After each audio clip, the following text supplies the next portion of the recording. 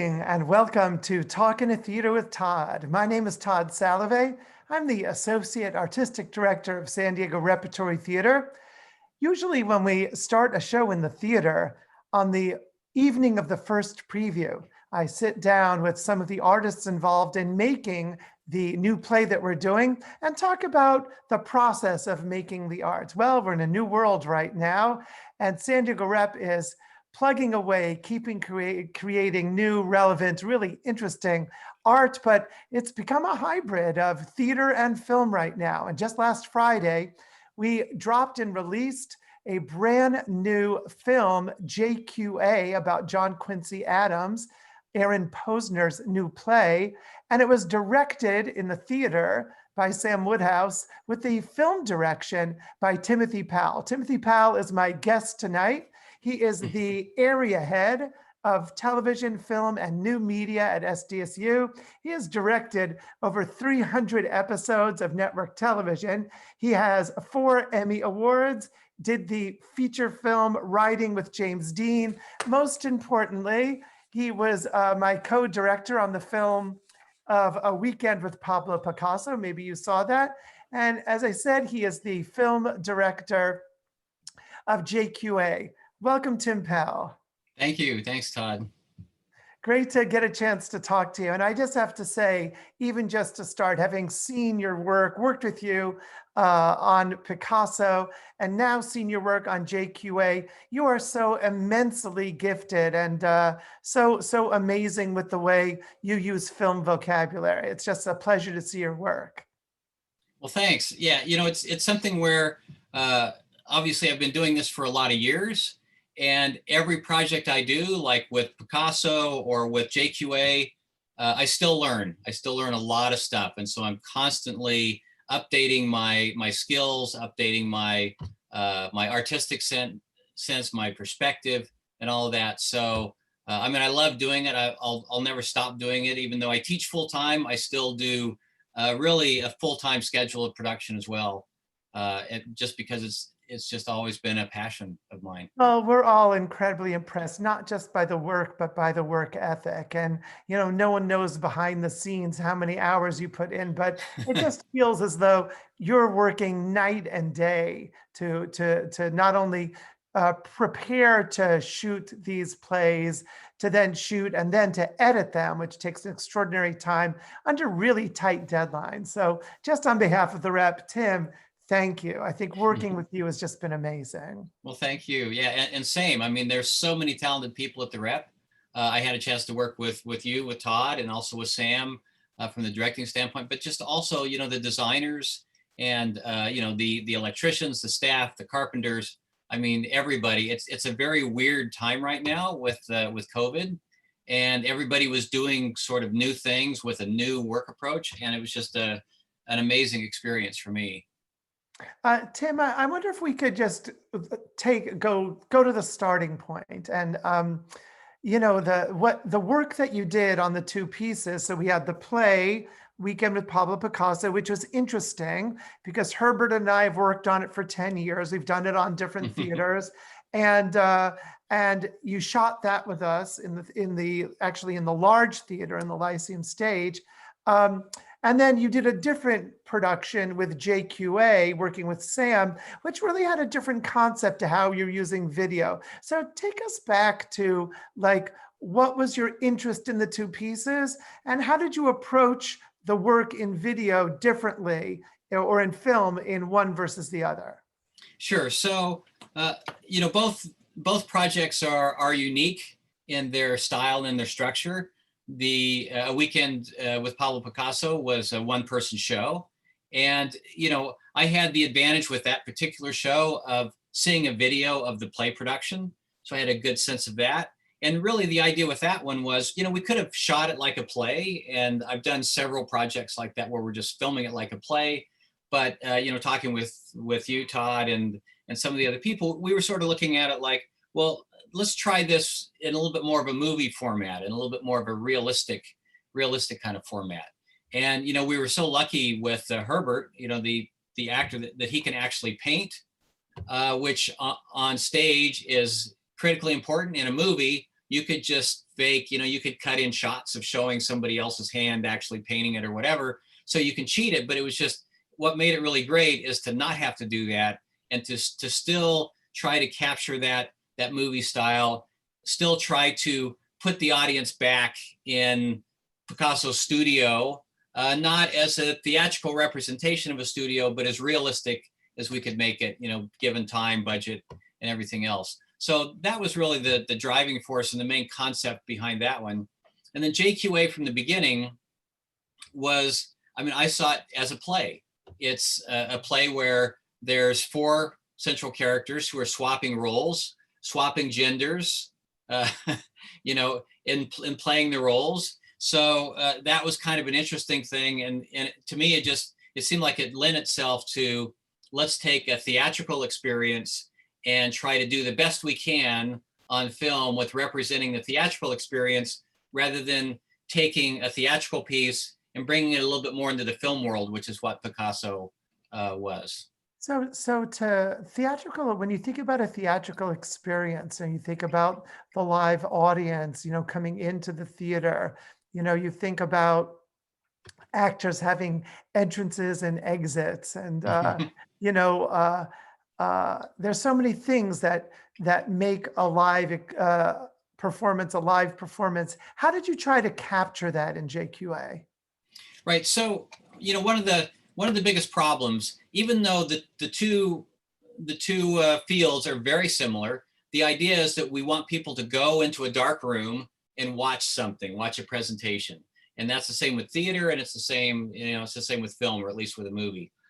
So when you have something like JQA, you can't just reproduce the theater experience, because that would be, you put a camera in the 5th row and you have a wide shot for the entire play. And certainly, all of us have probably seen plays that are shot with just a camera in the back of the room, or 2 cameras in the back of the room, or whatever. And which in fact, it doesn't capture the experience at all. Yeah, it doesn't capture either experience. So the idea with JQA was, well, we have this ability, since there's no audience, we're fully COVID safe, COVID compliant, so we can't have an audience. And so the idea is, how can we still maintain that energy, that emotion that the actors are providing in a medium that doesn't have the excitement of, walking into a movie theater, especially now, with a live stream, but walking into a theater and sharing a live experience that might be done every night, but every night it's different. And, with a movie, once you've shot it and once you memorialize that project, then it's there. So that was really the hardest thing, is we can't make it a theatrical experience, and it's not really a movie experience, because we aren't going back to the 1800s or whatever. We aren't trying to make it realistic. We're trying to keep that theatrical experience. Right. It's very, very much shot on a theater set. Right. So, but the idea is, well, we can bring people in close. And, Sam kept emphasizing to me, this is a play about ideas, and, ideas are taking place here. So that's the way that we did it. The way that he staged it would have worked as a theatrical performance, but he was thinking that even from the beginning of, well, we're staging it a little bit more for the cameras. And so from my standpoint, it's a matter of always trying to figure out, okay, what is the action? And then how do we fill the frame with action? That's the thing that, I tell my students and everybody else. So if the action is up here, then we need to have shots that are that close, even though the actors are moving around on stage. We shot it essentially live to tape, which more or less means that we went through kind of a blocking rehearsal. We set several of the camera angles, figured out the problems, made solutions, and then we went back to the top of the scene, gave the actors action, and they went through the entire scene, at least typically, as a performance. Herbert, on the other hand, for Picasso, we would do sometimes a line at a time and, change the camera angle or whatever it was. So that theatrical experience will never duplicate the excitement and the energy you get from being there, but we can give you something that you won't be able to do in theater, which is changing the angle quickly and also bringing us right in right into the actor's face. It's interesting. It's like you're not in the fifth row. You're not even in the first row. You're on stage. You're on stage, yeah, right there with the actors. And people when they look at it, they say, oh, well, for film acting, you can't be as big and you can't be as broad. And I have kind of a different perspective on that. My perspective is, if you have great acting, it doesn't matter how big or how broad. It's a matter of making it believable. So, I like over the top believable, which I think is what theater is and also what film is. So that believability is something that comes from the actors. And I think that the problem with film is it becomes a lot more obvious if the actors aren't believing it themselves, if it's not coming from the actors. But when they are, then you can really sort of prove it to the audience that, this actor is really feeling this, is really going through this, by bringing him in closer. You do something so interesting at the start of JQA, which, to be honest, Tim, was really emotional for me, and which is that it starts by going from dressing room to dressing room Uh-huh. and checking in with all the actors, and you kind of go through the halls of the Lyceum, you get to the dressing rooms, and it just brought me back and made me miss the live theater so much just watching it. What was your thinking? How'd you come up with the idea of doing that? So Sam was actually the one who came up with that idea. Eventually, we were talking about it, and that was the basic idea was, how can we make it obvious to the audience that we're treating this as a theatrical experience? And Sam's idea is, he thought, well, and I think exactly what he said was, you'll probably hate me for this, but I was thinking maybe we could do something in the dressing rooms before the show. Now, Yeah. typically, the show starts when the show starts. So we kind of worked on that together and, came up with that plan. And there were certain lines as part of the prologue of the play that were already written that the actors had to say. And we were thinking about, well, if we did that on stage, how would we do that? And if we do that in the dressing room, how would that work? So it really was adapting, that part of the prologue. And it made a separation of the prologue from, okay, now the play is starting.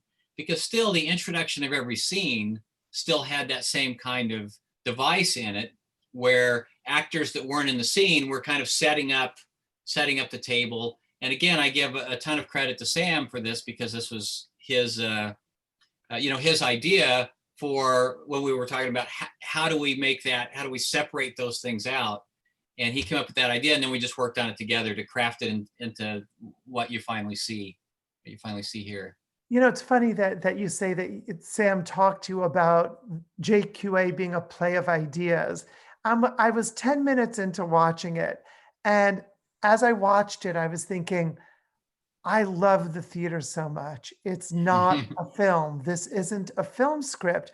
This is so clearly a theater script. And the reason why is that while you're watching it, it's making you think a lot of ideas. You're not just riding the characters and the story, which you would in a film. You're watching it, but at the same time, you're making a level of meaning of everything that you see, which is what all theater audiences probably find familiar to the act of watching a theater. What were the ideas in JQA that you found so particularly compelling? And is there things that you did in making the film to bring those out?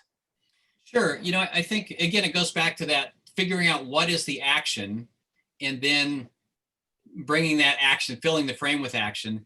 And one of the hardest things is, it's easy to just cut on lines. So this actor has a line, you show that on camera. This actor has a line, you show that on camera. But that's not always the action. So, if one character is accusing another character, or challenging another character, or whatever, the action might be the other character doing that. So in one of the scenes, and I have a clip for that scene, between JQA and Andrew Jackson. This is a scene where JQA is leaving the White House and Andrew Jackson is coming into the White House, and they're having this discussion, and they have two completely different ideas about how the government should work, how the country should work, etc. So trying to manage that and figure out at what point are we going to be showing, which character Also, wider shots when you see the one character putting his feet up on the desk, or whatever that is. It's something where that moment you need to capture, and you need to show that to the audience, because in theater the audience can see everything that's happening on stage, but in film all they see is what you give them in that little box. So on the one hand you can magnify it by making it closer, but if something happens outside of that box, then the audience never sees it. So that's always the struggle. I mean, even in filmmaking, but especially with theater, it's just like with ballet. Ballet dancers, it's kind of about the feet, so you have to show wider shots than you would in like a movie. And I think with theater, that's also something that you need to do, except in this play, which was very tight, very much conflict between two characters right there in your face. That was the style is, so we want to keep the audience as much as possible right there in their face. Well, you teased us with saying you've got a clip. It'd be so wonderful if you could show that scene, which is John Quincy Adams and Andrew Jackson, right? Once Yes. Jackson has become president. Yeah, I hope that's the one that I have queued up here. I'm pretty sure it is. Okay, are you seeing my... I am, yeah. Okay. And hopefully you're March hearing it. 1829. For General Andrew Jackson, the second time was the charm.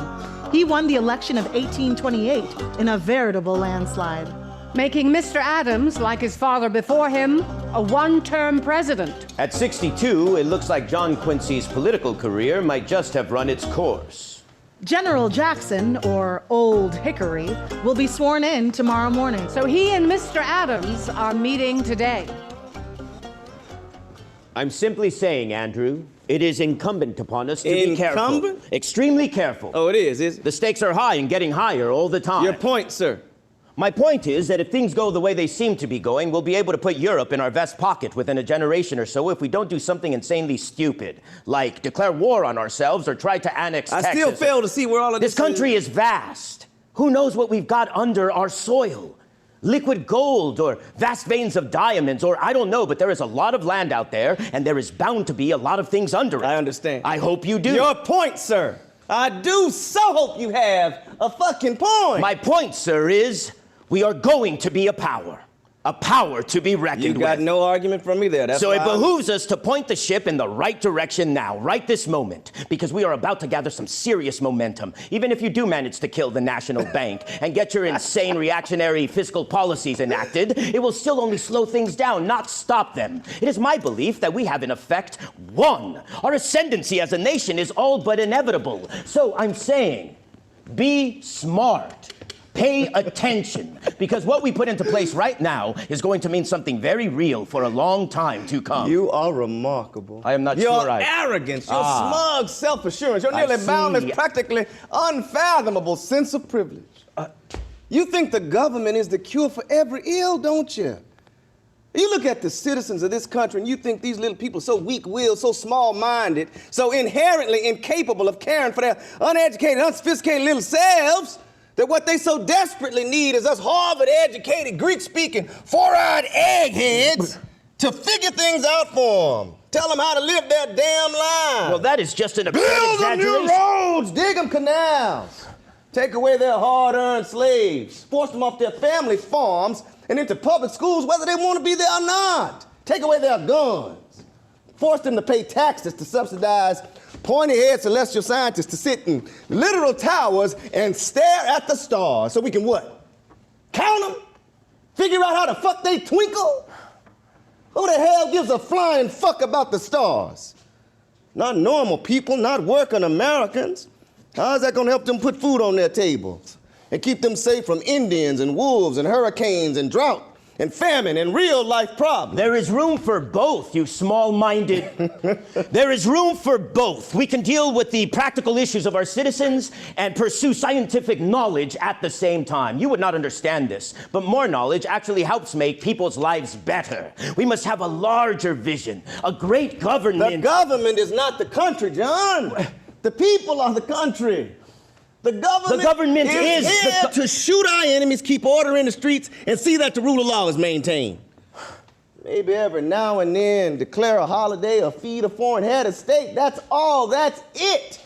Even your fucking father knew that, you smug, superior son of a bitch. You really want the government to pay for science experiments and art and roads and schools for every boy and girl? Yes! What next? What the hell do you imagine? You think the government should supply doctors for every sick person, food for every hungry person, tiny little townhomes for every wayward wanderer? The most despotic, power-hungry monarch never imagined such intrusion in the lives of its people. Awesome. Wow. You know, Okay. what's amazing, Tim, is that your sense of how, well, it's funny that it seems so cliche, but your sense of rhythm is so interesting. It's so, you know, the scene itself, the writing, the acting has a rhythm, and you're just right on it in the way you're cutting the shot. How do you capture that? Well, you know, again, it comes back to this trying to figure out what the action is. And, you know, in this case, it's interesting because in the beginning, JQA is kind of losing the argument. You know, Andrew Jackson seems to have a good argument until you kind of let him talk a little bit and put that in perspective. So trying to stay with JQA, trying to defend himself, you know, I spend a lot more time on him. And then the rest of the scene, you'll see I spend a lot more time on Andrew Jackson because then he's the one defending. So following that rhythm, you know, the actors is what the rhythm really comes from. And then it's just a matter of tapping into that, figuring out what that rhythm is. And again, figuring out what that action is. So now you can have one person, you know, the way that this was set up, one person is kind of pursuing, another person is challenging, and then that flips at a certain point here. So that's the idea, is just trying to capture what's already there. I want to ask you a question, and I know that Sam Woodhouse has the same question, and it comes from a theater people asking a film and TV guy. So we're used to standing in the theater every night, and you hear every moment how it's going. And at the end of the show, you know how the evening's going. The only way I was able to have any concept of how Picasso was going was to read the comments that Herbert Seguenza was getting on his Facebook page. Other than that, I had no idea. How does a film director get the sense of how it's going? Well, I guess it would be the same thing. You know, when you first screen your film, or when you send it to film festivals, or just, you know, even in a movie theater, whatever, anytime you can surround yourself with people, you'll get that feeling.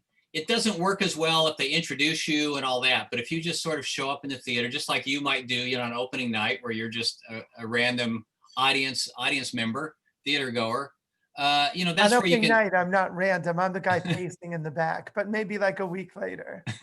but it's the same kind of feeling. However, in theater, then you can change it. You can go in, maybe have some more notes. You can try to fix some things. You can't fix everything because you're sort of committed. But with a film, well, it's just next time. You know, next time we can do that, because there's no way you aren't going to go back in and re-edit the film, or reshoot the film just based on that initial audience. I'm sure that it's happened before, but it's not something that's very typical. You know, the money's been spent, so you just have to learn from that and move on to the next one.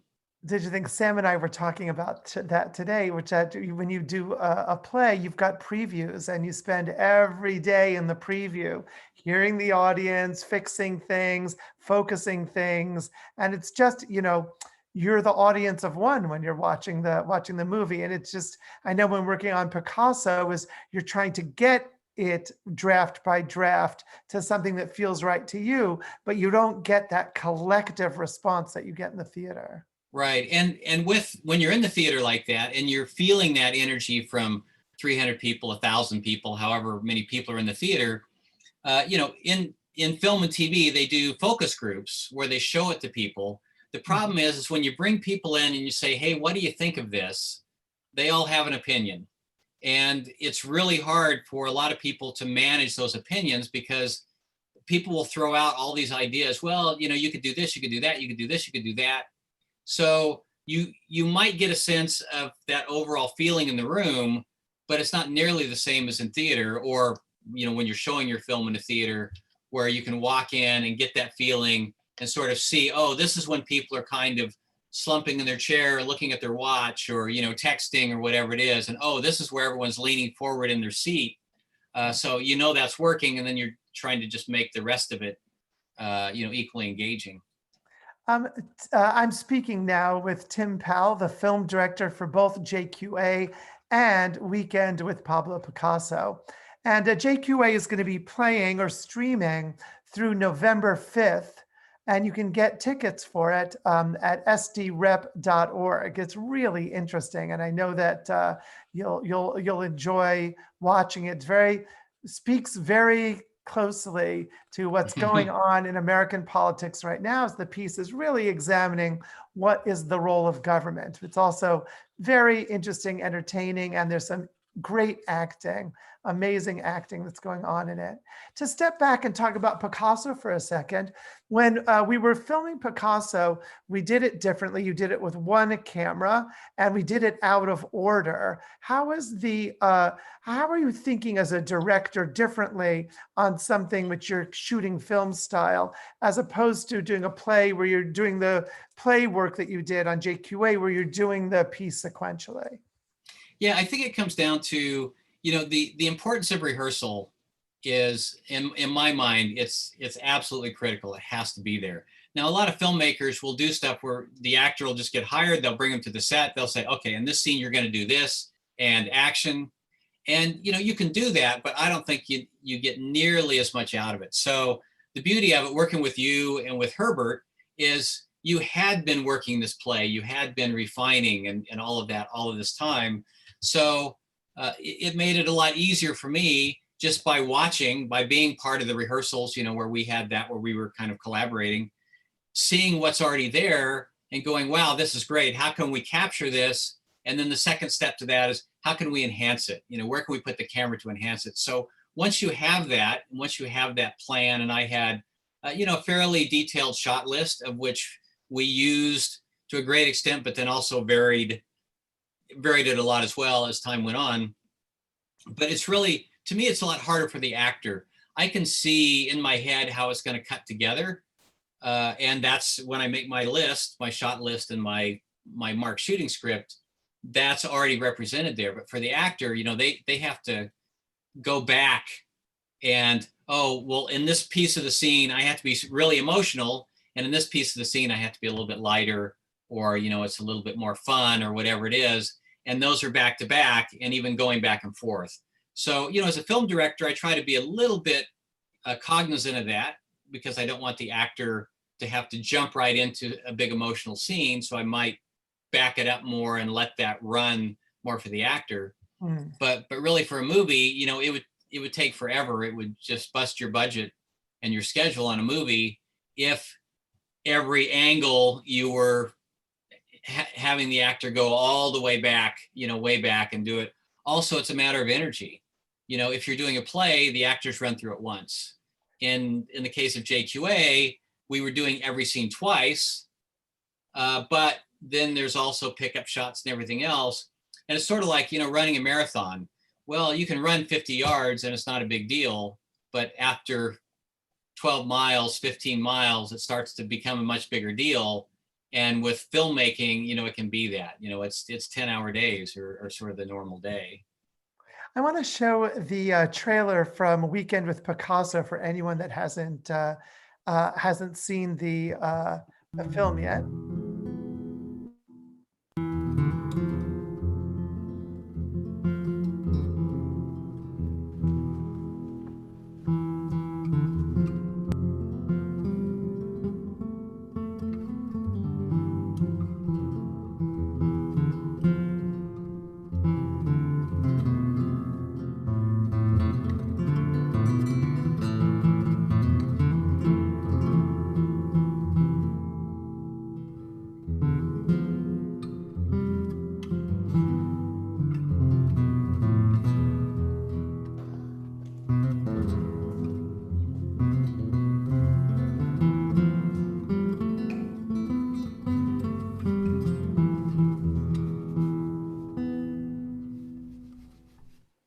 Oh, it's so beautiful to just see your work on this.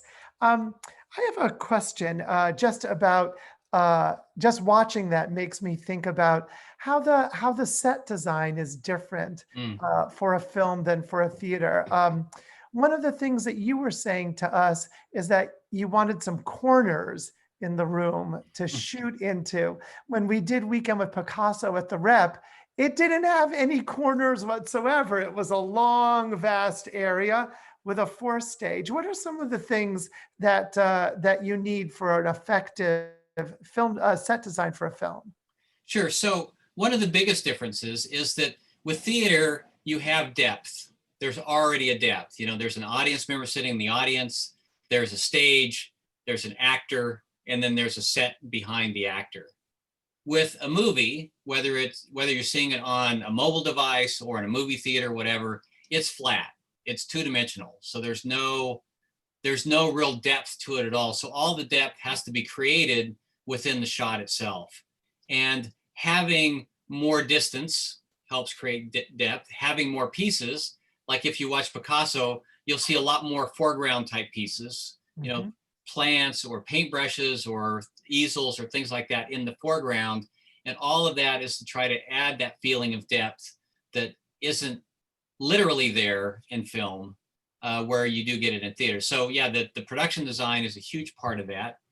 Also, you're seeing the production design a lot more up close. So if you're trying to make something realistic, like, you know, we're using wood walls that need to look like plaster walls. And that's something where, you know, the set designer their job is to try to figure out, okay, how do I do that? How do I represent that in close up to make it look realistic, because we can't actually put up plaster walls, you know, or at least not reasonably in the theater space. So the other thing about it is, you know, again, it's sort of about your eye. With film, you fill in all of the space. So if you look at a theatrical set, it can be fairly sparse because the audience has a lot of things to take in. But if you close that space with by putting it in a shot in a movie camera, now, you know, on your little screen, like for example, the background behind you, Todd, in your picture is sort of a flat wall, but you have a bookcase and you have another little thing over on the side. If you took those 2 pieces away, it would just seem very flat. So the set designer has to work with the art director, the prop designers to provide multiple layers of depth. And corners is a way to do that. You know, in animation, it's a big thing. The vanishing point in animation, this is something that Disney animators made a really big thing about. And by putting an actor in a corner or putting them in front of a corner, rather than where now we're looking at a flat wall, like, you know, for both of our backgrounds, putting it in the corner, not only does it give you more depth, but it gives you these lines that draw the audience's eye into the middle, more into where the character is or into the set. So it gives you more depth, and it draws the eye to the subject. Oh, well, thank you so much for that super interesting answer. Justin Humphreys did the set design for JQA, and the Rep's technical director, Sammy Moore, did the set design for Weekend with Pablo Picasso. Does anyone on the Zoom want to ask a question? You can do it in the chat, or you can unmute yourself and ask any questions you'd like.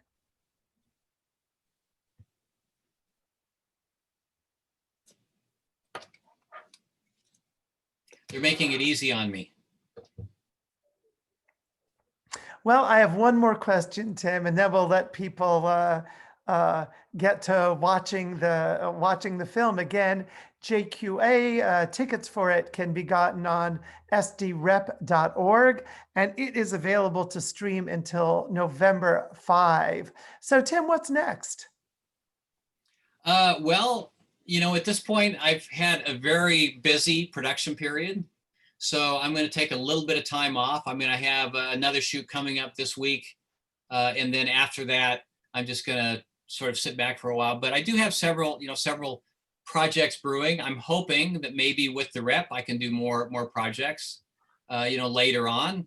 So I love doing, you know, taking plays and turning them into other things. Ideally, the Rep will be able to get back into bringing audiences in, but at the same time, I'm hoping that through this experience, they can kind of see that, well, maybe there's certain types of productions that maybe lend themselves to film, and that'll still be part of the repertoire even once you're able to get back to audience shows. Well, Tim, in this pandemic time, you have done an amazing, amazing job in helping us get our work out to people, not only here in San Diego, but across the country. There's a question in the chat from Gail White. She says, assuming this kind of project continues, at what stage of the development of the play would you prefer to be brought into the project?